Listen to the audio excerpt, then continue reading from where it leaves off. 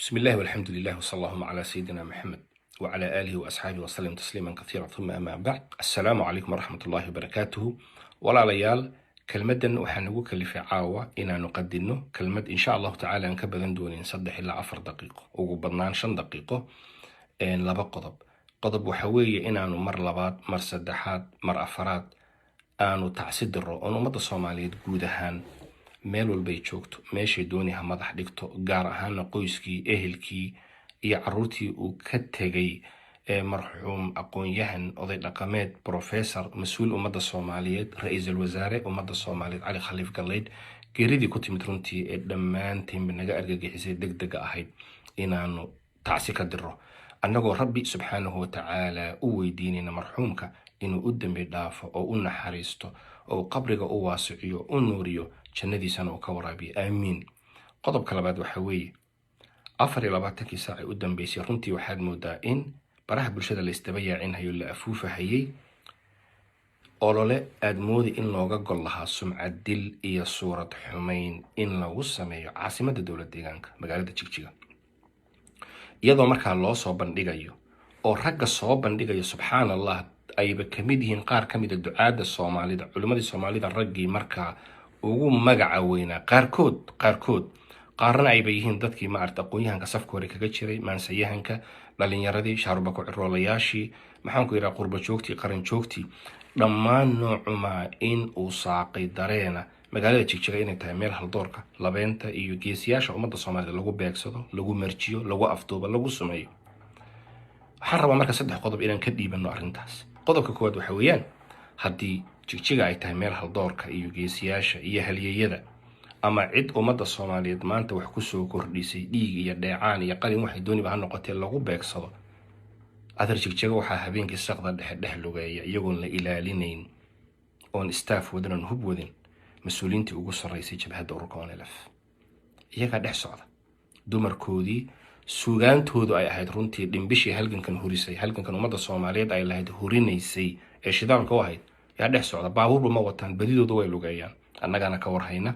waad maqasheen cid baa dishay afduubtay sumaysay hotel ugu soo dhacday waa la waayay miyaad maqasheen waa may maxay tahay marka waxa ku kooban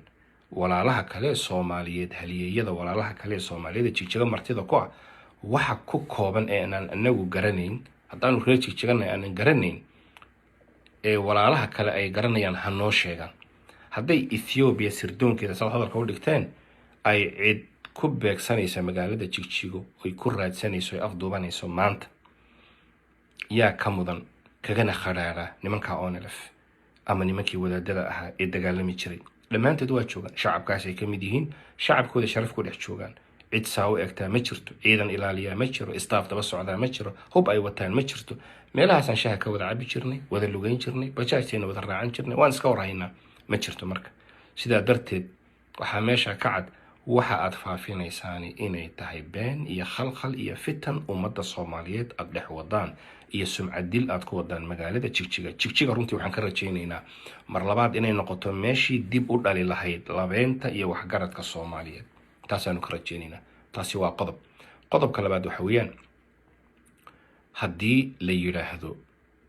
magaalada Jigjiga waa meel waxgaradka Soomaaliyeed lagu ugaarsado lagu dilo waxay taasi aflagaado ku tahay oo sumcad dil ku tahay oo loola jeedaa hay'adda amniga ee dowladda deegaanka Soomaaliyeed runtii waxaanu marxaati ka nahay in maanta bifadlillahi ta'ala waxa aanu ku faanaynin rabbigan uga mahad celinayna waxa ugu horeeya ay tahay amniga maanta aan haysano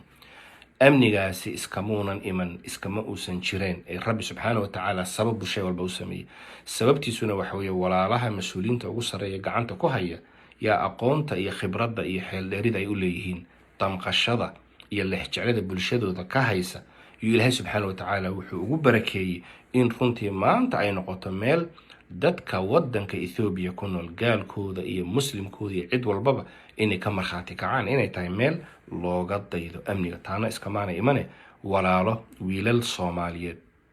wiilal iyo gabdho Soomaaliyeed iyo rabbi subxaanahu wa ta'ala mas'uul uga dhigay yaan la sumcad dilin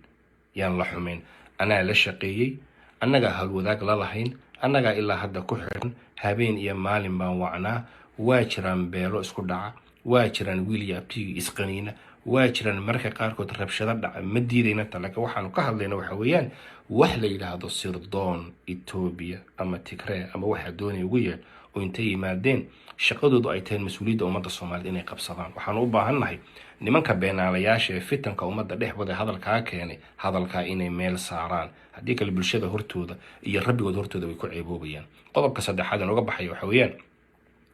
ma waxaa jira maanta wax la yidhaahdo Ethiopia oo talo isugu dabranta oo sirdoonkoodu uu maanta cabsi ku hayo siyaasi Soomaaliya. waan ku celin, ma waxaa jira maanta wax la yidhaahdo Ethiopia oo talo isugu dabranta oo sirdoonkoodu ay ka siman yihiin mowqif ah siyaasi Soomaaliyeed oo markaa culays ku haya inay soo qabsadaan? miyay jirtaa? soo Ethiopia midda maanta Tigrayna aan arkayno xaaladiisa iyo waanu go-ayna ilaahay intuu ceebeeyey ummaddii ay ku hor ceeboobeen oo dhiiggii ummadda intaa galahayeen maanta uu gacmahoodii ka soo baxay oo ummaddii ku dhex jiri waayeen oo Ethiopia kaleba iska faquuqday soo ma ah. wa-ayo marka sirdoonka la sheegayo ma oromadan maanta kala socotaa, ma bashingula, ma shucuubta koonfureedba, ma amxaarada, ma uraagada? wa-ayo sirdoonka aad sheegaysaan ee maanta Ethiopiaanka ee jigjiga ka dhex shaqeeya ee siyaasi Soomaaliyeed uu saameyn ku leeyahay oo meesha kaliya ku ugaarsanaysaa ay jigjiga tahay? wa-ayo kaba soo qaad hadday jirto soo Garowe kuma ugaarsan karto, soo Muqdisho kuma ugaarsan karto, soo Kismaayo, Baydhabo iyo Boorama iyo Hargeysa Gaarisa uguma tagi karaan Ethiopia. waa maxay waxa jigjiga ku kooban ee sirdoonkana sheegaysaan iyo Ethiopiadana sheegaysaan jigjiga saldhiga ku leh ee saad hadalka u dhigaysaan nimankiinan beenaalayaasha ummadda maaragtay fitanka dhexdooda magaalooyinka suurad xumeynaya ee dadka mas'uuliyiinta suurad xumeynaya? waa maxay sababta keentay nimanka sirdoonka jigjigoon inay joogaan? oo qofkii Soomaaliga yimid hebel baa yimid way sumeeyeen oo dhintay, hebel baa yimid way qabteen oo dhintay, haddana hebel baa yimid hotelka ku sumeeyeen. maxay xamar ugu sumeyn waayeen? maxay Hargeysa ugu sumeyn waayeen? maxay Boosaaso, Kismaayo, Baydhabo ugu sumeyn waayeen? waxaa meesha ka cad marka waxa laga hadlayo marxuum iyo sirdoon ma ee waa sumcad dil iyo suurad xumeyn iyo aflagaado iyo in sumcadooda la weeqo mas-uuliyiinta ugu sareysa hay-adda amniga oo alxamdulillah ummaddu maanta ay og tahay waxa ay u hayaan. sidaa darteed waxaan rabaa inaan idhaahdo nimanka beenaalayaasha ah ee fitanka wada ummaddu ha ka digtoonaato. iyagana waxaan leeyahay war rabbigiin wuxuu amar idiga dhigay khayrka inaad ka shaqaysaan. waltakun minkum ummatun yadcuuna ila alkhayri waya'muruuna bilmacruufi wayanhawna cani lmunkari waulaa'ika hum lmuflixuun walaa takunuu kaladiina tafaraquu waاkhtalafuu min bacdi ma ja'ahum albayinaat waulaa'ika lahum cadaabun cadiim. noqda dad khayr dadka ugu yeera, noqda dad samafalayaala, noqda dad runta dadka u sheega, ka joojiya fitankan iyo gurbaanadan iyo waxaana daba socotaan. Ethiopia hadday cid ku dili maanta meesha la yidhaahdo jigjiga waxay ku dili lahayd mas-uuliyiinta ugu sarreysa jabhadda ONLF, waxay ku dili lahayd Mustafa Maxamed Cumar, waxay ku dili lahayd ragga maaragtay maanta joogay la yaqaano, waxay ku dili lahayd odayaashii ilaa lixdameeyadii halgamayay ee maaragtay maanta odayaasha ah ee deegaanka ku nool ee weligood halganka kula jiray ku dili lahayd. waxaan rabaa marka inaan idhaahdo ummaddu ha ka digtoonaato dadka waxay u jeedaan waa sumcad dil iyo suurad xumeyn ay ku wadaan jigjiga iyo maamulka ka jiro. ilaahay xaqayna waafajiyo. hada wallahu aclam wasali allahuma calaa sayidina maxamed wajazaakum allahu khayr. wassalaamu calaykum waraxmat ullahi wabarakaatu.